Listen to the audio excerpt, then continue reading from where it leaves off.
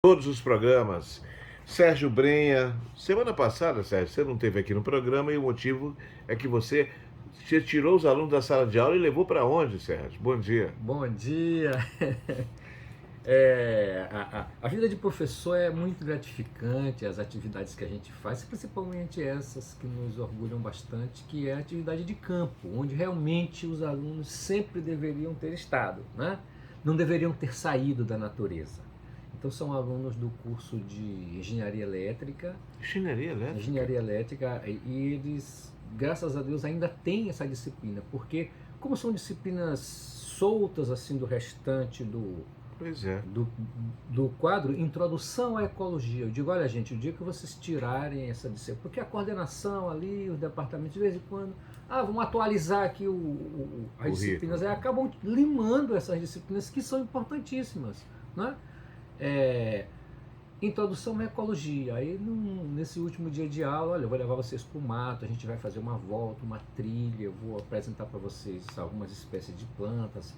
E é bom a gente ir cedo porque os animais, a maioria deles, são diurnos, e os que são diurnos são bastante, digamos assim, acordam bastante cedo. Então quanto mais cedo a gente chegar lá, a gente vai ver algum pássaro, alguma borboleta, algum inseto, alguma coisa mais interessante. E talvez até o jacaré. A gente deu uma volta lá naquele lago da UFMA, do campus da UFMA. Tem um lago ali, né? Tem três lagos, três ou quatro grandes lagos, médios lagos, e que com a construção do muro ficaram mais reservados, e a biologia ainda sonha em fazer projetos seguros ali de levantamentos, experimentos em biologia. Por exemplo, uma câmara de observação noturna, que fica lá filmando direto os bichos que passam lá durante a noite. Então é uma coisa que a gente tem que fazer. Eu mesmo estava na UFMA lá andando Infravermelho, aquelas câmeras de infravermelho, né? E olhei umas pegadas, eu cheguei a olhar um guaxinim dentro do campus da UFMA antes de colocarem um muro. Ele entrou pelo manguezal ali, pelo Saviana ali, pelo Lago do Bacanga ali, e depois saiu. Eu vi ele, depois vi as pegadas. Ele é comum dessa área. Eu cheguei a ver guaxinim aqui, ó, atrás do Sara, atravessando, fiquei assustado, inclusive. A gente atravessava nadando ali perto do Sara para o outro lado, para abafar Aratum, Aí, que chamam Guaiamu, né? Acho que Belém chama Guaiamu. É o caranguejo vermelho que sobe, ele parece flamenguista, né? Ele sobe e a gente pegava pedaços de lama para abafar. E meu amigo, era assim mais ou menos perto das 6 horas, quando um guaxinim saiu de dentro dali. O bicho é feio. E parece que ele come também esses Ele come, caranguejinhos, né? ele come caranguejo. Isso. Ele come. O alimento Mete dele, ali, ele é um predador exatamente desse bichinho. Rapaz, eu sei que a gente saiu dali. A gente pegou duas pisas. Quem é de Mangue, quem tomou banho aqui no Rio Anil sabe disso. Existe uma tal de Bembeca e Maruim nesse manguezal. A gente saía de dentro do mangue, se jogava dentro d'água e ali a gente se escondia, e quando a gente levantava a cabeça, o bicho estava ali zoando em cima da cabeça. Eu vivi, graças a Deus, essas experiências. Poxa, mas então quer dizer que lá, poxa, seria interessante instalar essa câmera, porque Isso. tem animais que são absolutamente noturnos. Noturnos, exatamente. Né? E até mesmo uma sala de aula. A gente já pensou em fazer tipo uma sala suspensa em cordas, com madeira, né? Com uma ponte de corda, e os alunos vão andando para lá, e a gente. Aí já tem que ser mais cedo ainda para ver a natureza, né?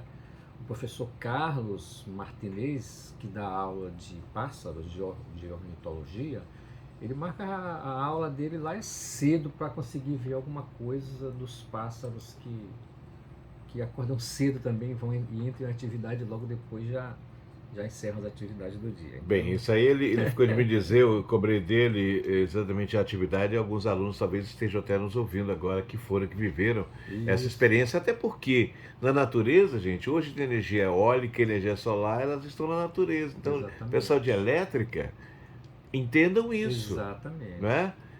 Está mais ligado a gente do que a gente imagina. Eu já vivi algumas experiências elétricas. Uma vez eu fui para Coroatá e meu amigo mostrou lá, o Álvaro Júnior, que deve estar me ouvindo agora, o Álvaro, ou o filho dele, o Alisson, e ele disse, pegue uma taboquinha de mamona. Eu cheguei lá, sabe onde? Debaixo da torre, onde você liga, ali às vezes você tem 10 quilowatts, um negócio incrível. Eu achei que aquilo ali era uma mentira.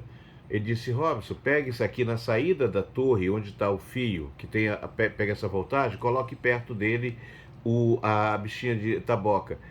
Eu ouvia a rádio ali. Eu via a rádio ali. O RF passava para a taboquinha lá. Eu Olha aí, estou ó. chamando de mamona, o talo É. da mamona, e a gente vê ali. São coisas, a natureza está mais inserida no contexto da gente do que a gente possa imaginar, gente. Já existe hoje gente usando a energia dos mares também, não é? Das ondas, a força das ondas para gerar energia. Poxa, foi muito boa essa tua ideia de levar o pessoal para dentro da. Isso. E tudo que se aprende da ciência é com a natureza. Por exemplo, o primeiro rádio que detectou o receptor de rádio é o famoso rádio de galena. Qual é o Isso. princípio dele? É um mineral. Existe uma pedrinha da natureza, um mineral chamado sulfeto de chumbo, chamado galena. E este material, ele tem uma propriedade muito interessante. Ele é receptor de Wi-Fi, receptor de ondas eletromagnéticas. Quer dizer, muito antes de se inventar agora o Wi-Fi, já existia ele. Isso, exatamente. Ou seja, qualquer pedacinho de galena que você colocar em qualquer lugar, ele fica absorvendo e incorporando as transmissões que estão em volta. Ele é um receptor de rádio. Aí basta ligar em um divisor de frequência, amplificar o Não sinal sabia e disso. você escuta. Rádio de galena. É rádio de galena. E o receptor mesmo, a antena receptora é esse material que os alquimistas também já conheciam, né? Dessas propriedades estranhas. E é o princípio do rádio, é o receptor natural. Então me permito aqui dizer, quer dizer então que aquilo que dizia, isso é bruxaria, isso é coisa de não sei o quê, sobrenatural, na verdade está naturalmente inserida na natureza, bacana. e o homem aos poucos vai descobrindo que, poxa, quer dizer, o que eles faziam lá, porque tem um amigo meu que diz assim, não, mas isso é uma coisa empírica. Empírica. Eles tinham o jeito deles de identificarem as doenças. Claro. Eu soube através de um amigo querido que morou na Índia durante praticamente 15 anos. Ele era dono de um restaurante aqui na Praça da Alegria. Acho que você se lembra. Ele tinha uma filha chamada Sakundala. Era Prala e Sakundala, as filhas dele. E ele dizia, Robson, eles levaram, por causa das castas na Índia, eles levaram 200 anos estudando o fundo do olho, a iridologia, que hoje a gente vê iridologia, não, uma coisa sofisticada. Gente, há 2000 anos, eles levaram 200 anos estudando o fundo do olho, porque era um cara de uma casta superior, não poderiam tocar uma pessoa mais simples, pois eles ficaram olhando o fundo do olho. Foram 200 anos de estudo para criar a iridologia, que hoje é considerada uma coisa sofisticada. Isso. Entendeu? Então a gente, na verdade, está voltando ao passado, Exatamente. reaprendendo com aqueles primórdios. Ou seja, a química de hoje, a química super tecnológica, ela não pode discriminar a alquimia como pseudociência, como uma Isso. coisa não aproveitável, como Exatamente. é ensinado hoje. Da mesma forma, a astronomia, que tanto é importante hoje, quando se fala alguma coisa, um livro de astrologia, você é expulso do grupo de astronomia. Não, a astrologia é o berço, é a mãe da astronomia. Tudo começou ali. Então não há incoerência nenhuma, até mesmo científica, né, no início de tudo, por exemplo, e fazendo a ponte entre a física, a química, a biologia, está um conhecimento antigo chamado conhecimento hermético, que tudo aqueles antigos já sabiam, né, de uma forma, digamos, que era possível eles perceberem, porque não existiam equipamentos, mas eles já sabiam de muita coisa, por exemplo, que tudo vibra. Isso é um dos princípios herméticos. Tudo vibra, tudo está vibrando, tudo tem como é que se diz, os seus hertz, tudo pode ser medido em hertz, todo átomo, toda substância, toda, né?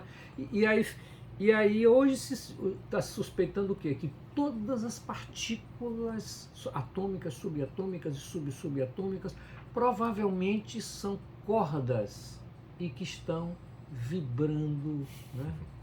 Ou seja, Por causa disso, um jesuíta, T.A. de Chardin, que foi reabilitado recentemente por Bento XVI, ele não fez nada mais do que a obrigação dele, ele simplesmente dizia, qualquer grão de poeira cósmica tem aquele alloy, que ele chama de hour. Hour é luz. E ele dizia, tudo tem Ode e aua. O que é ode? É força. Todo, pode ser, dizia, um grão de poeira cósmica, porque a Igreja Católica colocou o halo sobre a cabeça dos santos. Ele dizia, não, não é só isso. Qualquer grão de poeira. Agora você está dizendo que tudo vibra no universo. Isso, exatamente. Entendeu? O que é o inanimado não Não existe. existe. Ah, Robson, agora que loucura. O que é que deu na cabeça de vocês aí? Vocês não tomaram remédio hoje? Gente, eu vou explicar uma coisa. Eu entendi isso quando eu estudei a hemoglobina. Se você pegar a hemoglobina, ela tem 4 anéis pirrólicos. Isso aqui é um dado muito técnico. Uhum. E no meio, ligando os 4 anéis, tem o ferro. Então, quando você coloca o ferro separado delas, não tem nada, é inanimado. Mas não esqueçamos que a hemoglobina que carrega o oxigênio nas costas para levar o oxigênio lá para sua unha, para o dedo do pé, ou para o coração, ou para o cérebro, para todo lugar. Então, sem a hemoglobina, ou com uma quantidade pequena de hemoglobina, a gente anda um pouquinho e está cansado e a gente não consegue andar direito. Então, bem, esse não era nem o assunto que a gente ia falar hoje, mas vou deixar isso aí como um tema para o pessoal ir atrás, Claro. para aguçar a curiosidade. Você lê um livro sobre história do Brasil, mas espera aí, Sim. é outra história do Brasil? Porque cada dia que a gente abre esses novos autores, que inclusive estão aí no YouTube, a gente está dizendo, peraí, a história que contaram pra gente não era bem essa? Eu me surpreendi com porque tem esses vídeos de YouTube que vão caindo na sua lista, vão caindo, e graças a Deus tem caído muita coisa boa na minha, né? E eu vou lá, indicado lá, eu vejo alguma coisa lá que me interessa. E em um vídeo, um rapaz porque é o seguinte, esses youtubers eles se queimam muito no início, fica aquela falação, aquela coisa, aquele monte de coisa, e não entra logo no assunto. Então eu estava quase para desistir quando o youtuber mostra um livro escaneado, né, antigo, e quando ele fala duas informações do livro, eu digo, olha, esse livro deve ser bom, porque eu nunca ouvi falar nisso, né? E aí imediatamente peguei a referência do livro, fui na internet e baixei o livro. Um livro sensacional de história do Brasil, mas só em cima de relatos indígenas. Veja que coisa. Poxa vida, aquilo que você cobrava aqui, poxa, Isso. a história é contada por quem já estava aqui. É, exatamente, por quem já estava aqui. O livro chama-se Brasilidades, de uma historiadora, provavelmente carioca, chamada Francisca de Vasconcelos de Basto Cordeiro. Eu vou pedir que você repita, porque muita gente que ouve esse programa na sexta-feira, que ele sabe que na sexta a gente mergulha na história, para que eles possam ir atrás. Como é que você conseguiu esse livro? Tirou o quê? Em PDF? É, em PDF, graças a Deus. Mas está disponível em PDF? Consegui de forma fácil, é só digitar o livro. Como é que é o nome do livro? Brasilidades. O livro chama-se Brasilidades. É o único livro que trata dessa história desses índios, né? E os outros livros dela são tudo na área de outros temas, né? E traduções, inclusive, de O Vento Levou, por exemplo, ela que fez, né? Francisca de Vasconcelos de Basto Cordeiro. Oh, meu Deus do céu, como eu fiquei contente quando descobri esse livro. E foi agora, né? Antes de ontem. Já mandei já para o Robson, já por e-mail dele, né? E vou mandar para quem quiser também. O livro foi feito, a primeira edição, a edição 0, em 1929. E a segunda edição, que foi a primeira, na verdade, né? 1943, porque a primeira esgotou, de 1929. Agora veja bem, 212 páginas, e a gráfica é a tipologia do patronato do Rio de Janeiro, dessa época, né? Um livro sensacional. Agora o que me chamou a atenção foi que o youtuber disse, olha, existe um livro antigo aí da história do Brasil que diz que os índios relataram para esta pessoa que houve uma época que não havia lua no céu, que o céu ficou sem a lua. Veja que dado interessantíssimo, porque o índio não tem necessidade nenhuma de mentir, ainda mais nesses relatos que eles gostavam de mostrar o conhecimento deles, né? Principalmente os tupis, os tupinambás. Como é que tem uma época que a lua... Houve uma época em que os céus noturnos da Terra, a lua estava ausente. Houve uma época que não existia a lua. Ou ela foi embora, se escondeu, ou foi substituída, alguma coisa. E no mesmo relato diz o seguinte, que houve uma outra época em que 2 luas estavam presentes no céu do nosso planeta. Fenômeno então, é esse, gente? Que dado interessante. Aí eu fui atrás do livro, consegui baixar rapidamente, né? são relatos, essa pessoa já sabia o Nhanguatu, já sabia o Tupi, já sabia tudo isso, entendeu? E entrou em contato com esses relatos, e eu de cara vi logo uma informação astronômica séria. Ele começa a falar do suposto dilúvio bíblico, da grande inundação do planeta, que esses índios relatam de uma forma bastante, né, bastante contundente, e tem lá de repente, quando foi isso? Tá lá, eles disseram, foi quando agora vem uma frase muito técnica, quando o ponto vernal da primavera estava no signo de Câncer, ao lado da estrela Epsilon. Ou seja, é um dado muito interessante, né? Ou seja, astronômico é quando o ponto que marca a passagem da primavera, por exemplo, no hemisfério norte, estava exatamente ao lado da estrela Y da constelação de Câncer. Foi nessa época, nessa era, que houve essa grande catástrofe na Terra. E um astrônomo foi lá e detectou realmente que isso aconteceu há cerca de 11 mil anos antes de Cristo, 13 mil anos atrás, mais ou menos. Então, informações interessantes. Olha, são relatos traduzidos, muita filologia, muita etimologia envolvendo egípcio, envolvendo grego antigo, envolvendo hebreu, envolvendo alfabeto fenício, alguma coisa de biologia, de ecologia, fala de espécies, fala de, né, espécies animais, espécies de plantas, e muita coisa de astronomia. E esse livro perdido, não sei como um livro tão... Eu vou atrás dele, já vou atrás dele. Já então, basta você ver as pessoas. Isso, ele tem... o livro começa com elogios de várias pessoas famosas do Brasil, tecendo inúmeros elogios a ela, né? E a esse livro dela. Um deles é o próprio Monteiro Lobato, entre outros que estão lá. Monteiro Lobato. Agora, por que um livro desse cai no descrédito? Havia alguma civilização mais avançada do que todas de hoje em algum momento do passado deste planeta. Não se sabe o nome, não se sabe exatamente quem eram, mas a gente chama eles de Atlântida, ou de Lemúria, alguma dessas civilizações antigas. Como ela cita isso, e cita também a descoberta aqui do homem da Lagoa Santa, que era muito antigo, ela sugere, olha, talvez o primeiro homem do mundo possa até ter surgido no Brasil, aqui em Minas Gerais. Quer dizer, isso soa como chacota, como piada, e serve como descrédito total de um trabalho que é fantástico e vale a pena conhecer. Então, eu vou parar por aqui. A gente está com o tempo estourado, mas fica aqui a dica, então, gente. Brasilidades está em PDF. Isso. Eu sei que historiadores estão me ouvindo. Muitos historiadores estão nos ouvindo agora, então fica aí a dica. Então, a sexta-feira nesse programa é para gerar... A gente não quer redescobrir a roda, não. É criar a curiosidade. Ela fala muito da história do Brasil antiga, através desses relatos desses índios, e eu estou procurando ainda alguma alusão, alguma referência ao estado do Maranhão para trazer para a gente aqui. Eu vou me juntar a essa luta, vou fazer esse PDF desse livro ler também. Sérgio Brenha, meu amigo de cabeça branca, isso vai rolar a história aí. Sérgio, muito obrigado por ter vindo e compartilhar com a gente, tá? Eu acho que a melhor forma de se imortalizar, fala-se tanto, 125 anos agora da Academia Brasileira de Letras, gente, é bom lembrar que quase a metade dos imortais eram do Maranhão. Aqueles que dizem que São Luís é só maranhense, não, a gente foi a Atenas, sim, e nas letras e tudo. A Academia Brasileira de Letras, quando começou, teve um, inclusive, que não assumiu porque ele estava fora do Brasil na época, eu não recordo agora o nome. Foi do Maranhão que saiu, gente. Então nós somos um berço muito especial, sim.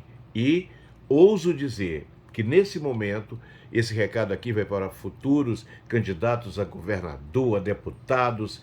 O Maranhão ainda hoje é, talvez nesse momento, um dos estados mais promissores, com capacidades de energia eólica, energia do sol, energia solar. O porto, fantástico, nós temos ouro, nós temos gás. O Maranhão só precisa de políticos, sabe, voltados para esse estado. É só uma dica. E a nossa história, a redescoberta, a redescoberta realmente da nossa história do Maranhão vai dar um peso, vai dar um orgulho que nos falta justamente para para valorizarmos toda essa nossa... A gente pensa que a gente é patinho feio, não, a gente é cisne. A gente aqui não presta atenção nisso. Meu amigo, bom final de semana, que Deus te abençoe. Um abraço também a todos. A gente vai intervalo, volta já. Bom dia, Difusora, a notícia certa. Pois é, que livro bacana, porque tem gente que pega um livro desse, quando vê Atlântida, esse aqui é besteira, já joga o livro fora.